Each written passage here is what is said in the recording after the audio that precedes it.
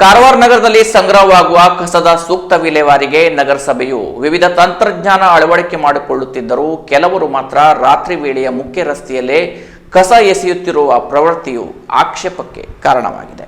ಈಗಾಗಲೇ ನಗರಸಭೆಯು ಕಸ ಸಂಗ್ರಹಣೆ ಮಾಡುವ ಎಲ್ಲಾ ವಾಹನಗಳಿಗೂ ಜಿಪಿಎಸ್ ಅಳವಡಿಕೆ ಮಾಡಿದೆ. ಈ ಮೂಲಕ ಎಲ್ಲೆಲ್ಲಿ ಕಸ ಸಂಗ್ರಹಣೆಯಾಗುತ್ತಿದೆ ಎನ್ನುವ ಮಾಹಿತಿಯನ್ನು ಗಮನಿಸುತ್ತಿದೆ.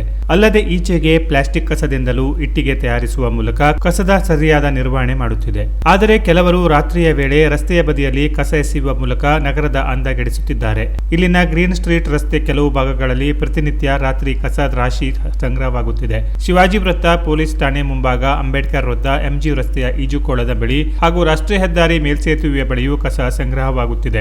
ಈಗಾಗಲೇ ನಗರಸಭೆಯು ಕಸ ಎಸೆಯುವವರನ್ನು ಕ್ಯಾಮೆರಾ ಮೂಲಕ ಪತ್ತೆ ಮಾಡಿ ದಂಡ ವಿಧಿಸುತ್ತಿದೆ.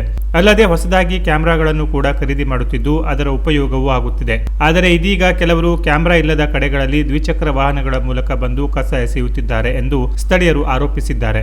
ತಿಂಡಿ ತಿನಿಸುಗಳ ಪೊಟ್ಟಣ, ಹೆಚ್ಚಾಗಿ ಉಳಿದ ಊಟ, ಹಣ್ಣುಗಳ ಸಿಪ್ಪೆಗಳು ಹಾಗೂ ಪ್ಲಾಸ್ಟಿಕ್ ಕವರ್ಗಳು ರಾತ್ರಿ ಮೇಲೆ ರಸ್ತೆ ಸೇರುತ್ತಿವೆ. ಅಲ್ಲದೆ ಬಿಡಾಡಿ ದನಗಳು ಈ ಪ್ಲಾಸ್ಟಿಕ್ ಕಸವನ್ನ ತಿನ್ನುವ ಮೂಲಕ ಅನಾರೋಗ್ಯಕ್ಕೆ ತುತ್ತಾಗುತ್ತಿವೆ. ಕಾರವಾರ ನಗರಸಭೆಗಾಗಿ ನಿರ್ಮಿಸಿರುವ ನಮ್ಮ ಕಾರವಾರ ಆಪ್ ಸದ್ಯ ಪ್ರಾಯೋಗಿಕ ಹಂತದಲ್ಲಿದೆ. ಇನ್ನೇನು ಕೆಲವು ದಿನಗಳಲ್ಲಿ ಸಾರ್ವಜನಿಕರ ಬಳಕೆಗೆ ಸಿಗಲಿದೆ.